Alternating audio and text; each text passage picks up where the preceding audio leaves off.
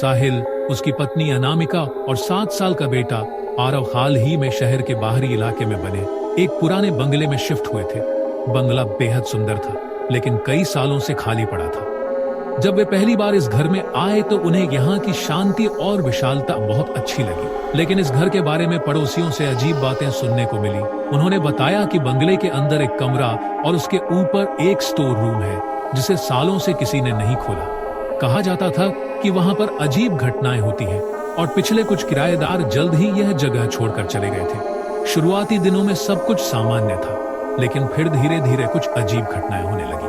एक रात जब साहिल ऑफिस के काम में व्यस्त था, अनामिका को ऐसा लगा कि कोई रसोई में चल रहा है। वह देखने गई, लेकिन वहां कोई नहीं था। अचानक उसे लगा कि कोई उसकी गर्दन के पास फुसफुसा रहा है, लेकिन जब उसने पलट कर देखा तो कोई नहीं था। बर्तन अपने आप हिलने लगे और अचानक गैस का चूल्हा जल उठा। डर के मारे उसने साहिल को बुलाया, लेकिन जब तक वह आया सब सामान्य हो चुका था। आरव भी अजीब हरकतें करने लगा। एक दिन उसने अपनी माँ से कहा, मम्मा, ऊपर स्टोर रूम में कोई रहता है, वह मुझे देख रहा था। पहले तो अनामिका ने इसे मजाक समझा, लेकिन जब उसने देखा कि आरव के चेहरे पर अजीब डर था तो वह घबरा गई। एक दिन साहिल ने स्टोर रूम का दरवाजा खोलने की कोशिश की, लेकिन वह जंग लगा हुआ था और आसानी से नहीं खुला। उसी रात पूरे घर में अजीब सी सरसराहट सुनाई देने लगी। सीढ़ियों पर किसी के चलने की आवाज आई, लेकिन जब देखा, अनामिका को महसूस हुआ कि उनके कमरे का दरवाजा धीरे धीरे खुल रहा था।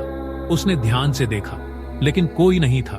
तभी अचानक खिड़की के शीशे पर एक काले हाथ का निशान उभर आया। अगले दिन जब साहिल घर पर नहीं था, आरव खेलते खेलते स्टोर रूम के पास चला गया। अचानक दरवाजा जोर से खुला और फिर खुद ही बंद हो गया। अंदर से घुटी हुई चीख सुनाई दी। अनामिका दौड़ कर आई, दरवाजा खोलकर अंदर झांका तो आरव सहमा हुआ कोने में बैठा था। उसने कहा, वहां एक आदमी था जिसने मुझे घूर कर देखा और कहा, यहाँ से चले जाओ। उस रात घर में खौफनाक घटनाएं बढ़ गई। लाइटें अपने आप बंद हो गई, दीवारों पर डरावनी छायाएं दिखने लगी, खिड़कियां जोर जोर से हिलने लगी। अनामिका ने देखा कि स्टोर रूम से हल्की लाल रोशनी आ रही थी। साहिल ने हिम्मत जुटाकर स्टोर रूम का दरवाजा खोला तो वहां एक पुराना संदूक रखा था। संदूक खोलते ही एक भयंकर दुर्गंध आई और उसमें से एक पुरानी डायरी मिली। डायरी में लिखा था कि यह बंगला पहले एक बुजुर्ग आदमी दयानंद जी का था। उन्हें उनके ही परिवार ने धोखा दिया और इसी स्टोर रूम में बंद करके मार दिया था। उनकी आत्मा अब भी यहाँ भटक रही थी। जैसे ही साहिल ने उस डायरी को पढ़ी, कमरे में ठंडी हवा चलने लगी। अचानक एक काली परछाई सामने आई और गुस्से में चीखने लगी। घर के कोने कोने से सिसकियों की आवाजें आने लगी। यह घर मेरा है, कोई यहाँ नहीं रहेगा। उसकी आंखें ऊपर चढ़ने लगी और उसकी आवाज बदल गई। उसने भारी आवाज में कहा, तुम सबको यहाँ से जाना होगा। अभी इसी वक्त टूटने लगे और घर की दीवारों से खून जैसी लाल लकीरें बहने लगी।